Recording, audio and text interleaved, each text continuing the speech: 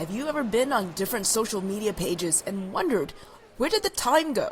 Cognitive neuroscience and psychology researcher Richard Lopez says this type of mindless multitasking on various digital devices is linked to obesity.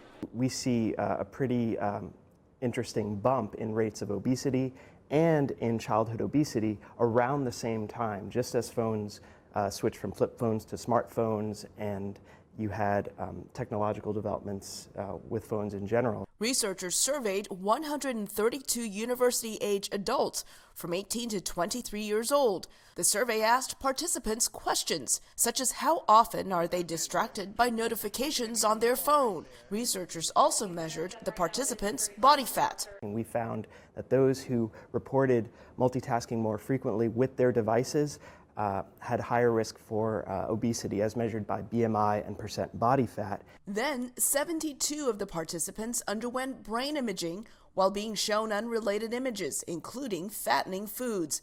The results? The people who media multitasked more when exposed to tempting food cues showed different patterns of brain activity. We found a relationship whereby those who are high media multitasking had more reward-related activity in those brain systems that drive eating behavior, less activity in other prefrontal regions that help with self-control. I would not be surprised, I'll say, if high media multitaskers also struggle with other temptations in other domains. Researchers do not know whether people who tend to multitask with digital devices lack self-control, and as a result, their brain development is affected, or whether people with specific patterns of brain development have more of a tendency to multitask with their devices.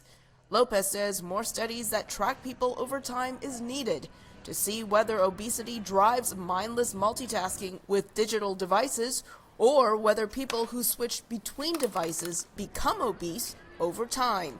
Elizabeth Lee, VOA News, Houston.